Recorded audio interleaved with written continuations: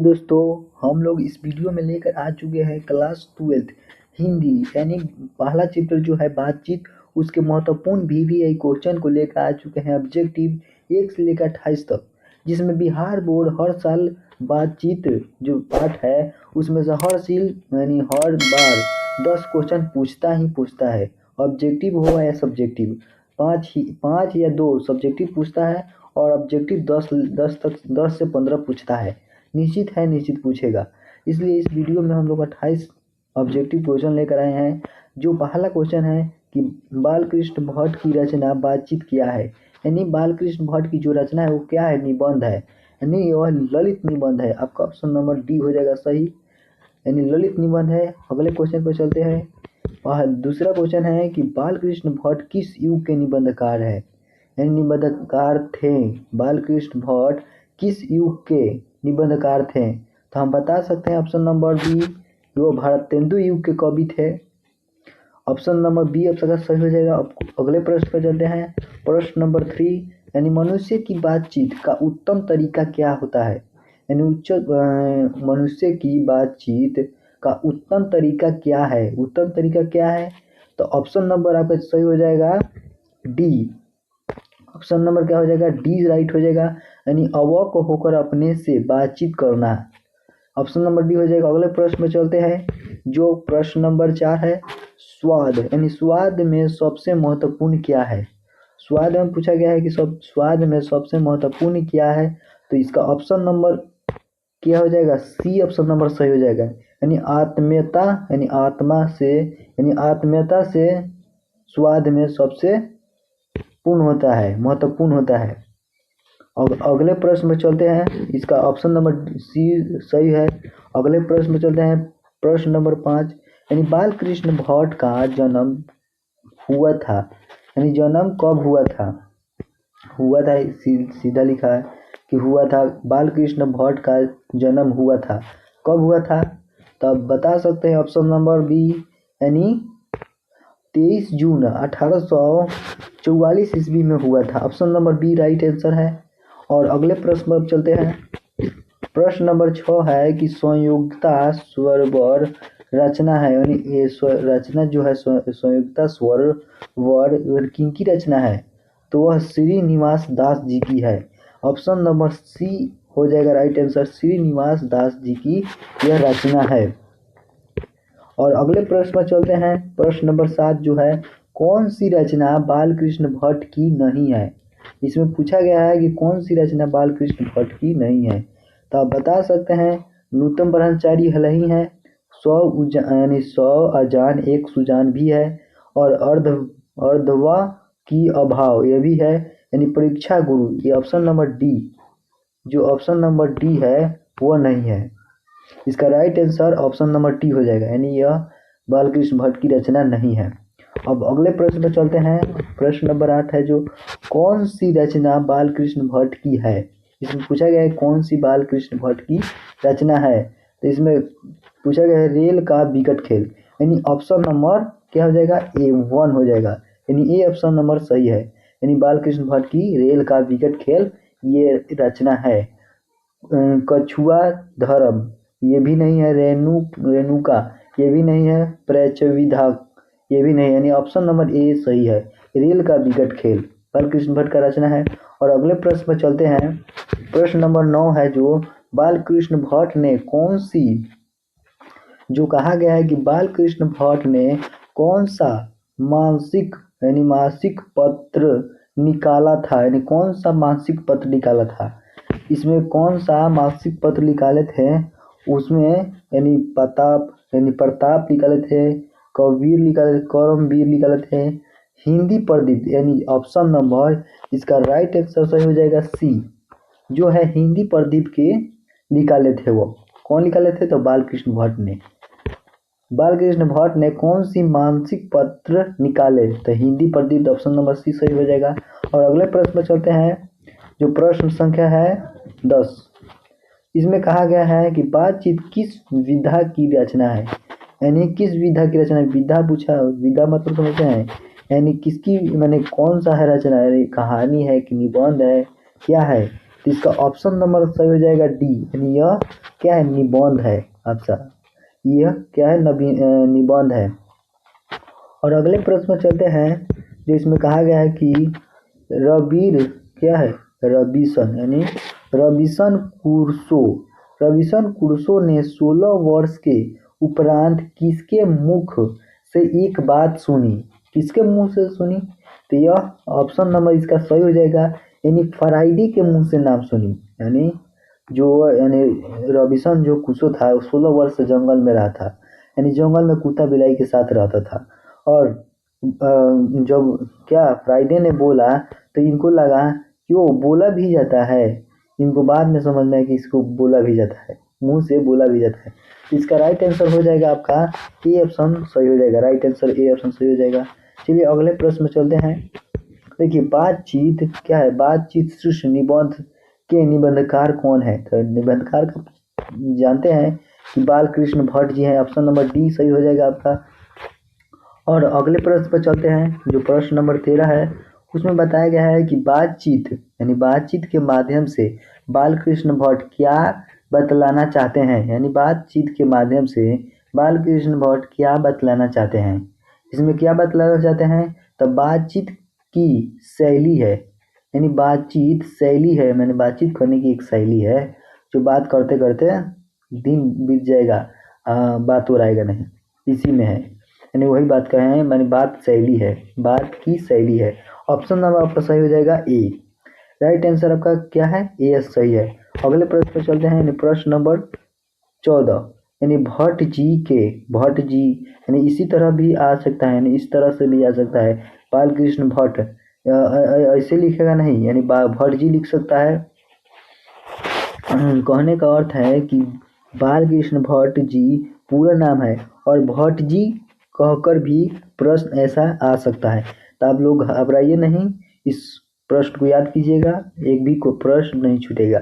चलिए देखिए, भट्ट जी को किसने अंग्रेजी साहित्य के एडिशन और स्टील की श्रेणी में रखा, किसने रखा, आपको पता है, नहीं पता है तो हम बताते हैं कि किसने रखा। देखिए इसमें ऑप्शन नंबर आपका सही हो जाएगा सी, रामचंद्र शुक्ल ने कहा, किसके श्रेणी में रखा, ऑप्शन नंबर क्या हो जाएगा, सी, ऑप्शन नंबर सी हो जाएगा, रामचंद्र शुक्ल ने। ये किसके श्रेणी में, एडिशन स्टील, यानी एडिशन स्टील के श्रेणी में रखा, कौन, तो रामचंद्र शुक्ल जी ने, ऑप्शन नंबर सी सही हो जाएगा। अगले प्रश्न पर चलते हैं, 15 नंबर, यानी जो प्रश्न है 15, उसमें कहा गया है कि बालकृष्ण भट्ट का निवास स्थान कौन सा है, जो जगह है रहने के लिए बालकृष्ण का, वो निवास स्थान कौन है, तो ऑप्शन नंबर इसका सही हो जाएगा लखनऊ के उत्तर प्रदेश, नहीं ये नहीं होगा, तो क्या होगा, तो ऑप्शन नंबर बी हो जाएगा, क्या इलाहाबाद के उत्तर प्रदेश में रहते थे।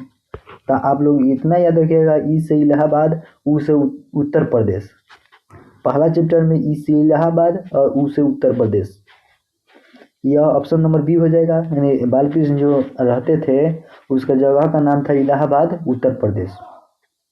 अगले प्रश्न पर चलते हैं, जो 16वां प्रश्न है, बालकृष्ण भट्ट यानी बालकृष्ण भट्ट ने किस पत्रिका का संपादन किया, किस पत्रिका का संपादन किया, तो ऑप्शन नंबर जो है सी, हिंदी प्रदीप्त का संपादन किया, यानी कौन किए, तो Balkrishna Bhatt, option number C सही हो जाएगा, यानी हिंदी प्रदीप्त नामक एक पत्रिका लिखे। अगले प्रश्न पे चलते हैं, यानी बालकृष्ण क्या है, 17 नंबर प्रश्न, कि बालकृष्ण ने भट्ट नहीं है, देखिए इसमें आप लोग गुमराह कर सकता है क्वेश्चन ऐसा देखकर, कि बालकृष्ण ने हिंदी प्रदीप्त नामक मासिक पत्रिका निकालना कब प्रारंभ किए, इसमें पूछा गया है कब प्रारंभ किए, तो इसमें ऑप्शन नंबर आपका सही हो जाएगा कि 1877 में, यानी 1877 में बालकृष्ण भट्ट ने हिंदी प्रदीप नामक मासिक पत्रिका निकाला। 1800 ऑप्शन नंबर क्या हो जाएगा, ए ऑप्शन सही हो जाएगा आपका, 17 का जो है ए ऑप्शन सही हो जाएगा। अगले प्रश्न पर चलते हैं, जो है 18 प्रश्न, यानी 18वां प्रश्न है कि कौन सी रचना बालकृष्ण भट्ट द्वारा रचित नहीं है, इसमें नहीं पूछा है, तो आपका ऑप्शन नंबर कौन हो जाएगा, सी, मेघदूत, यानी मेघदूत नम, मेघदूत नम आपका गलत आंसर हो जाएगा। यानी इसमें पूछा है क्या कि कौन सी रचना बालकृष्ण भट्ट द्वारा रचित नहीं है, तो मेघदूत नम नहीं है और सब भी है। यानी पद्मावती ये भी है बालकृष्ण भट्ट की, वेनी सहार ये भी है, मेघनाथ वध ये भी है बालकृष्ण भट्ट। यानी तीनों ए और बी और डी यह बालकृष्ण भट्ट की रचना है और सी जो है वो बालकृष्ण भट्ट की रचना नहीं है। तो देखिए अगले प्रश्न पर चलते हैं। प्रश्न नंबर 19 है जो कौन सा यानी कौन सा उपन्यास बालकृष्ण भट्ट द्वारा रचित है, कौन सा उपन्यास यानी उपन्यास पूछा गया है। तो इसमें कौन सा उपन्यास जो है बालकृष्ण भट्ट द्वारा रचित है, इसका ऑप्शन नंबर जो होगा सी ऑप्शन नंबर सही राइट आंसर होगा। यानी 100 अजान एक सुजान इनकी रचना है। 100 अजान एक सुजान ऑप्शन नंबर सी हो जाएगा। और अगले प्रश्न में चलते हैं जो ऑप्शन नंबर क्या प्रश्न नंबर जो है 20, नाटक के प्रारंभ में यानी नाटक के प्रारंभ में होने वाले मंगल पाठ को क्या कहा जाता है। यानी नाटक जो होता है उसके शुरुआती में जो होता है मंगल पाठ को क्या कहा जाता है, इसमें पूछा गया है। तो ऑप्शन नंबर इसमें आपको बी राइट आंसर सही हो जाएगा। यानी नदीप पाठ कहा जाता है, इसको क्या कहा जाता है, नदीप पाठ कहा जाता है। Option number B right answer है। और अगले प्रश्न में चलते हैं और प्रश्न नंबर जो है 21, रेबिसन यानी रॉबिन्सन क्रूसो को कब तक मनुष्य का मुख देखने को नहीं मिला, कब तक यानी पूछा गया है। तो इसमें बताया गया अगले प्रश्न में यानी ऊपर ही बताया गया है कि 16 वर्ष तक।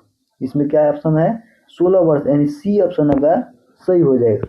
राइट आंसर सी होगा। यानी 16 वर्ष तक क्या मनुष्य का मुख नहीं देखा था रॉबिन्सन ने। अगले प्रश्न पर चलते हैं। प्रश्न नंबर जो है 22, उसमें पूछा गया है कि यानी बोलने से ही मनुष्य के रूप का संस्कार होता है, यह किसने कहा था। एडिसन ने कहा था कि बेन जॉनसन ने कहा था, एस्पर्सन ने कहा था, मिल्टन ने कहा था। तो आपका ऑप्शन जो है बेन जॉनसन ने कहा था। आपका ऑप्शन जो है बी ऑप्शन सही हो जाएगा कि बेन जॉनसन ने यह कहा था कि मनुष्य क्या संस्कार हो जाएगा। क्या कहा था कि बोलने से ही मनुष्य के रूप का संस्कार होता है, संस्कार होता है, वेन जॉनसन ने कहा था। प्लस इस वीडियो को पूरा देखिएगा और तब आपको फुल में फुल 100 मार्क्स मिलेंगे। यानी बिहार बोर्ड पूछाएगा जो जो जाएगा सवाल वह आपके जो याद कर रहे हैं आप ये प्रश्न वह आ सके। तो इस वीडियो को फुल देखिएगा और आप लास्ट में कमेंट करके बताइएगा कि यह वीडियो कैसा लगा। देखिए इसमें प्रश्न नंबर जो 23 है, असली बातचीत सिर्फ 2 व्यक्तियों में ही हो सकती है, यह यानी किसका मत है। यानी 2 व्यक्तियों के बीच बातचीत होता है, यह किसने कहा था, यानी किसका यह मत है। तो आप लोग बता सकते हैं कि किसका मत है। तो वह आप जब किताब पढ़ेंगे तो आपको मालूम चल जाएगा कि एडिसन ने कहा था। ऑप्शन नंबर क्या हो जाएगा, ऑप्शन नंबर को है ए सही हो जाएगा। यानी एडिसन ने कहा था कि 2 व्यक्ति के बीच बातचीत असली होता है, नहीं तो और किसी के बीच नहीं होता है। तो ऑप्शन नंबर क्या हो जाएगा, ए ऑप्शन सही हो जाएगा आपका। अगले प्रश्न पे चलते हैं जो प्रश्न नंबर 24 है। उसमें पूछा गया है सवाल क्या कि एडिसन यानी एडिसन के अनुसार असली बातचीत कितने लोगों के बीच हो सकती है। दो के बीच कि 3 के बीच कि 4 के बीच। तो ऊपर यानी ऊपर हम बताए हैं कि 2 व्यक्तियों के बीच बातचीत होती है, तो यानी ऑप्शन नंबर ए सही हो जाएगा आपका। एडिसन की बात जो है 2 व्यक्तियों की ही बातचीत होती है, यानी 2 व्यक्ति जो बातचीत करते हैं वो असली बातचीत होता है। अगले प्रश्न पर चलते हैं जो प्रश्न संख्या है 25 जो प्रश्न संख्या है कि बातचीत से मन किस प्रकार का हो जाता है। यानी बातचीत से मन किस प्रकार का हो जाता है, किस प्रकार का मन हो जाता है।